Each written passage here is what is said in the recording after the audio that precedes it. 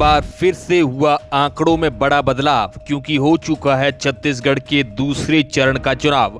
आज से कुछ दिनों पहले ही हमने आपको छत्तीसगढ़ के प्रथम चरण के रुझानों की बात कही थी, लेकिन हम आपको छत्तीसगढ़ के दूसरे चरण के विश्लेषण के आंकड़े बताने वाले हैं, जो कि काफी ज्यादा महत्वपूर्ण होने वाले हैं। अब यही आंकड़े तय करेंगे कि छत्तीसगढ़ में किसकी सरकार बनना तय है, क्योंकि अब छत्तीसगढ़ में 70 सीटों पर 75.8% वोटिंग हुई है, जिसके बाद से अब यहाँ पर बड़े ही चौंका देने वाले आंकड़े सामने आ रहे हैं। लेकिन इस समय देखना यह है कि छत्तीसगढ़ में किसका पलड़ा भारी है और कौन छत्तीसगढ़ में अपनी सरकार बनाने में आगे है। जिन आंकड़ों को लेकर अब तक काफी इंतजार था, आखिर अब वो वक्त खत्म हो गया, क्योंकि जिन आंकड़ों की इतनी ज्यादा चर्चा हो रही है वो आंकड़े हम आपको दिखाने वाले हैं। आज के इस एग्जिट पोल में हम आपको इसकी पूरी जानकारी देने वाले हैं कि आखिर छत्तीसगढ़ की जनता किसकी सरकार बनाना चाहती है और इस लिस्ट में कौन आगे चल रहा है। आखिर 70 सीटों के दूसरे चरण के रुझान में कौन खुश है और कौन दुखी नजर आ रहा है, क्योंकि इन 70 सीटों पर जिस प्रकार बड़े बड़े दिग्गज नेता मैदान में उतरे थे, उस हिसाब से यह आंकड़ा काफी ज्यादा चौंकाने वाला है। और सबसे बड़ी बात है कि इस चरण में न सिर्फ कांग्रेस ने ताकत झोंकी, बल्कि बीजेपी ने अपने कई बड़े बड़े नेताओं को मैदान में उतारा है। लेकिन इस बार ये देखा जा रहा है कि पिछली बार की तुलना में यहाँ पर 1.8% कम वोटिंग हुई है, क्योंकि पिछली बार 2018 में यहाँ पर 70 सीटों पर 76.88% मतदान हुआ था और इस बार 75.8% मतदान देखने को मिला है। मतलब कि पिछले 2 सालों में मतदान यहाँ पर 70.40% मतदान देखने को मिला है, जिस समय भाजपा की सरकार बनी थी। अब इसके क्या मायने निकाले जा रहे हैं, क्या सरकार बरकरार रहेगी या फिर जनता का परिवर्तन चाहती है। आखिर जनता का चुनाव में कम रुचि लेना क्या दर्शाता है, क्योंकि ज्यादातर जब भी बम्पर वोटिंग देखने को मिली है तब परिवर्तन देखा गया है। लेकिन इस बार छत्तीसगढ़ क्या होगा, क्योंकि यहाँ पर इस बार 2018 के बराबर की वोटिंग हुई है। इस वक्त छत्तीसगढ़ के लिए दूसरा फेज काफी ज्यादा निर्णायक है, क्योंकि इसी में छत्तीसगढ़ की सबसे ज्यादा 70 सीट है। और सबसे बड़ी बात ये देखी जा रही है कि महिला वोटर पुरुषों से भी ज्यादा मतदान करती हुई देखी गई है। और अगर महिला वोटर छत्तीसगढ़ में ज्यादा है तो महिलाओं का रुझान किस तरफ ज्यादा है, क्योंकि छत्तीसगढ़ सरकार द्वारा महिलाओं के लिए कई योजनाएं चलाई गई थी, जिसका सीधा फायदा कांग्रेस को हो सकता है। क्या छत्तीसगढ़ में एक बार फिर से कमल खिलने वाला है या फिर कांग्रेस का हाथ है? आखिर क्या कहती है छत्तीसगढ़ की ईवीएम मशीन, क्योंकि उसी के अंदर छत्तीसगढ़ का वर्तमान छिपा है। आज के इस वीडियो में आपको छत्तीसगढ़ के चुनाव का पूरा विश्लेषण बताने वाले हैं, इसलिए बने रहना हमारे साथ इस वीडियो के एंड तक। और ऐसे ही तमाम राज्यों के रुझानों के लिए इस चैनल को आप जरूर सब्सक्राइब कर लीजिए। एक एक करके इन सभी महत्वपूर्ण आंकड़ों पर नजर डालते हैं। तो सबसे पहले बात करते हैं हम यहाँ पर कौन कितनी सीटों पर चुनाव लड़ रहा है। बात की जाए कांग्रेस और भाजपा, तो ये दोनों ही यहाँ पर 90 से 90 यानी पूरी सीटों पर चुनाव लड़ रहे हैं, जो कि भूपेश बघेल और नारायण चंदेल की तरफ से लड़ा जा रहा है। वहीं बात की जाए बहुजन समाज पार्टी और गोंडवाड़ा गणतंत्र पार्टी की, तो इन दोनों ने मिलकर भी 90 सीटों पर चुनाव लड़ा है और अंत में तो गठबंधन हुआ है। वहीं जनता कांग्रेस छत्तीसगढ़ की बात करें तो उन्होंने भी 60 सीटों पर चुनाव लड़ा और पिछली बार 5 सीटों पर जीत दर्ज की। वहीं आम आदमी पार्टी की बात करें तो उन्होंने भी 57 सीटों पर दाव लड़ा है। इस हिसाब से देखा जाए तो यहाँ पर मुकाबला काफी ज्यादा टक्कर का होने वाला है, लेकिन देखना यह है कि कौन किससे आगे निकलता है। सबसे पहले बात करते हैं कोरिया जिले की, तो यहाँ पर 81.94% की बम्पर वोटिंग देखने को मिली है। इस जिले की 3 सीटों में से 1 पर बीजेपी और 2 पर कांग्रेस का पलड़ा भारी देखा जा रहा है। हालांकि 2018 में यहाँ पर कांग्रेस ने जीत हासिल की थी, लेकिन इस बार यहाँ पर काफी तगड़ी वोटिंग देखने को मिली है। और तगड़ी वोटिंग का मतलब सीधा सा निकाला जा सकता है कि लोग यहाँ पर बदलाव को परफॉर्मेंस दे रहे हैं और कहीं ना कहीं जनता यहाँ पर परिवर्तन चाहती है, क्योंकि राजनीति के बड़े बड़े जाने माने चाणक्य भी इसी से रुझानों को निकालते हैं। इस हिसाब से यहाँ पर काफी ज्यादा गर्म माहौल नजर आ रहा है।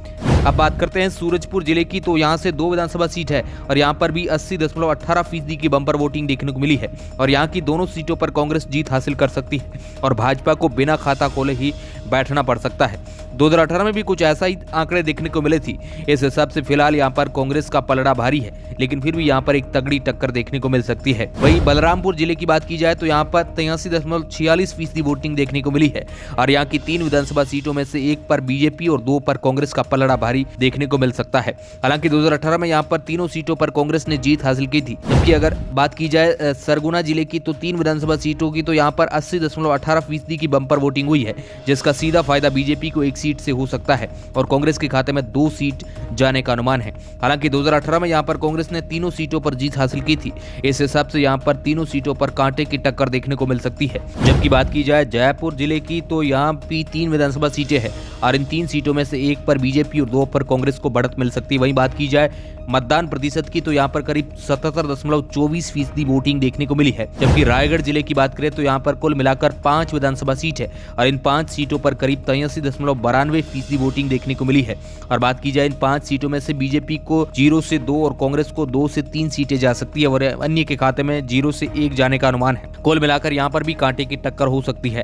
अगर बात की जाए कोबरा जिले की 4 विधानसभा सीटों की तो यहाँ पर भी 74.8% मतदान देखने को मिला है, जिसमें से बीजेपी को 1 और कांग्रेस को 3 सीटें जाने का अनुमान है। इस हिसाब से कांग्रेस का पलड़ा यहाँ पर भारी होने वाला। 2018 में भी कुछ ऐसे ही आंकड़े देखने को मिले थे। वही बात करें गोरेला पेंड्रा मरवाई जिले की तो यहाँ पर करीब 78.27% मतदान देखने को मिला, जो कि 2 सीटों पर हुआ है और इन 2 सीटों में से एक कांग्रेस और एक अन्य के पक्ष में जाने का अनुमान है और बीजेपी को बिना खाता खोले ही सुपड़ा साफ होते हुए दिख रहा है। मतलब कि जो अनुमान लगाए जा रहे थे उस हिसाब से एक बार यहाँ पर भी बीजेपी कांग्रेस से पीछे रह सकती है। बात करें मुंगेली जिले की 2 विधानसभा सीटों की तो यहाँ पर करीब 67.2% वोटिंग देखने को मिली है और यहाँ की दोनों की 2 सीट बीजेपी के खेमे में जा सकती है और भाजपा को सीधे तौर पर 2 पॉइंट की लीड यहाँ पर मिल सकती है। अब बात करें बिलासपुर जिले की तो यहाँ से 5 विधानसभा सीटें आती है और इन 5 सीटों में से 2 से 3 भाजपा के खेमे में और 2 से 3 ही कांग्रेस के खेमे में जा सकती है। मतलब कि यहाँ पर दोनों के बीच एक कड़ी कांटे की टक्कर देखने को मिल सकती है। हालांकि 2018 में यहाँ पर 2 सीटों पर कांग्रेस और 3 सीटों पर भारतीय जनता पार्टी रही थी, लेकिन इस बार 1 सीट का उलट फेर देखने को मिल सकता है। जबकि बात की जाए जांजगीर चंपा की तो यहाँ से कुल 6 विधानसभा सीटें आती है और 6 में से बीजेपी को 3 और कांग्रेस को यहाँ पर 2 सीट मिलने का अनुमान है और वहीं 1 सीट अन्य के खाते में भी यहाँ से जा सकती है। बात की जाए मतदान के प्रतिशत की तो 72.75% वोटिंग देखने को मिली है। अब बात करें महासमुंद जिले की तो यहाँ पर 4 विधानसभा सीट है, जिसमें से 2 पर कांग्रेस और 1 पर भाजपा और 1 अन्य के खाते में जा सकती है। मतलब कि सीधे तौर पर यहाँ पर भी कांग्रेस 1 सीट के आगे निकल सकती है। बात करें यहाँ के मतदान की तो यहाँ पर 80.48% मतदान देखने को मिला है। अब बात करते हैं बलौदा बाजार की तो यहाँ की 4 विधानसभा सीटें आती है, जिसमें से 2 पे भाजपा और 2 पे कांग्रेस के खेमे में जा सकती है और एक बार फिर से यहाँ पर दोनों के बीच एक कांटे की टक्कर देखने को मिल सकती है। मतदान की बात करें तो यहाँ पर 74.81% वोटिंग देखने को मिली है। वही बात की जाए रायपुर जिले की तो यहाँ पर 7 विधानसभा सीट है, जिसमें से बीजेपी को करीब 2 से 3 और कांग्रेस को 3 से 4 जाने की संभावना है। और बात की जाए मतदान की तो यहाँ पर 65.62% मतदान देखने को मिला है। जबकि गडरिया बंद की 2 विधानसभा सीटों की बात करें तो यहाँ पर 82.62% मतदान देखने को मिला और इन 2 सीटों में से 1 पर बीजेपी और 1 पर ही कांग्रेस का पलड़ा भारी दिख रहा है और दोनों के बीच एक कांटे की टक्कर का मुकाबला यहाँ पर देखा जा सकता है। अब आ जाते हैं धमतरी जिले की 3 विधानसभा सीटों पर।